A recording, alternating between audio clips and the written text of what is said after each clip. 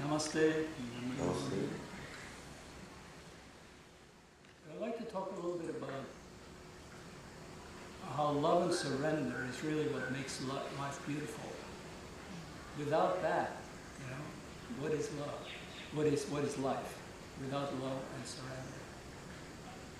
And I remember once Swami Ganeshananda, my teacher, said somebody was saying something about one of the students who was very dear to him, saying something critical or didn't understand what was with this person this way or that way. And Rudy said, well, you love somebody and they become beautiful, which was such a simple thing. And I know for sure when I look at you guys, you all look beautiful to me. You really do, in your own each unique way. In Norwegian we have the word klang. Each of you is like a vibration of that divine spirit. And none of us are perfect, but in that glow from within, the essence of us, we really are perfect. As Deva and Janat were saying, we are one being. And we can share in that, and it's wonderful. The more we are in touch with that, the more we are aglow with that love, and of course it takes suffering, not suffering, it takes surrendering suffering is what I meant to say, so that when we experience the difficulties, challenges, various things that are obstacles, we have to go deeper than that. And that's where surrender comes in. We have to not run away from those challenges, but to really embrace them and transform them into an uplifting experience. And I'm sure you've experienced the bliss of falling in love, right? I mean, that's wonderful, but it doesn't last so very long. And during the time when we're in love with someone, then the person seems perfect. There's nothing lacking, there's nothing to criticize, nothing to point out. But after a while, we start to notice, well, a person may not be quite as perfect as we thought. And then what happens to falling in love sometimes just turns into conflicts, and then parting ways, being, in worst case, enemies. So in order to not have that happen, the only solution is to have conscious love. That means, doing this practice that we're doing, or some form of practice that gets us in touch with that deeper state, where love is the natural flow, But that takes a conscious doing. So as we do that within ourselves, then it becomes possible to embrace one person to more people in that conscious spirit of love. And that's a totally different thing than falling in love. That's staying in love, being in love consciously.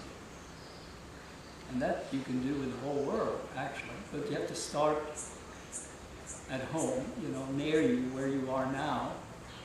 And what we are doing here is creating a laboratory for experimenting with that, experiencing that, going into it. And all the things we do together in practice, that's what we're doing. We're trying to become conscious of how we do that.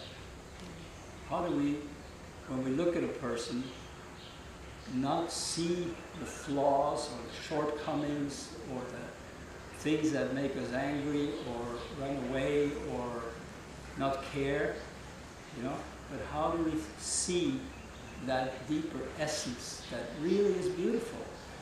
Just like an art connoisseur will look at a beautiful ceramic vase, and it can have a lot of cracks and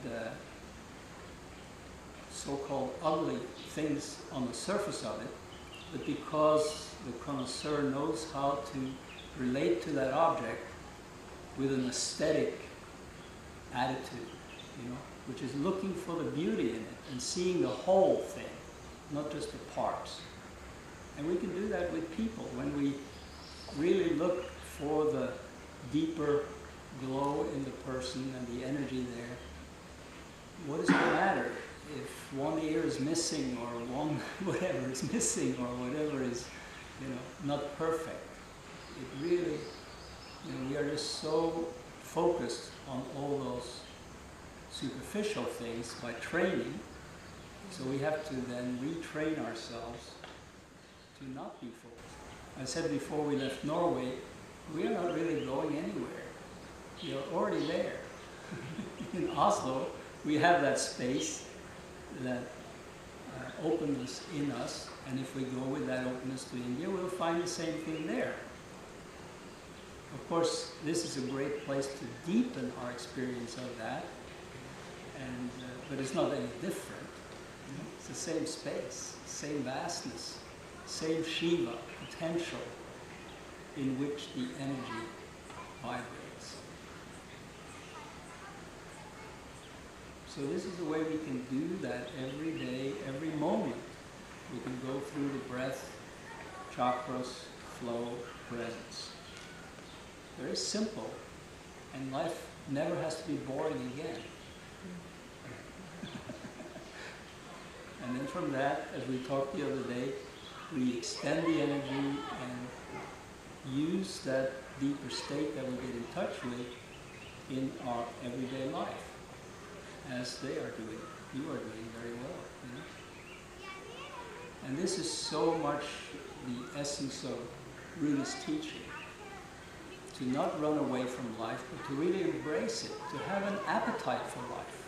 He had a huge appetite for it. We are all trained to reject ourselves, to not feel like we deserve, and guilty, and all of those things. None of those things are worth getting stuck on. We can transcend all of it by consciously working inside and extending that work. And gradually, we deserve by doing. And we have to convince ourselves, we have to retrain ourselves to do that. And then at a certain point, you know, you'll have glimpses of this state we're talking about, and then you'll feel really immersed in it at some point. You can go, oh, yeah, I am just that state. I am just that. So where are the problems in life? There are no problems in that state. That state just is.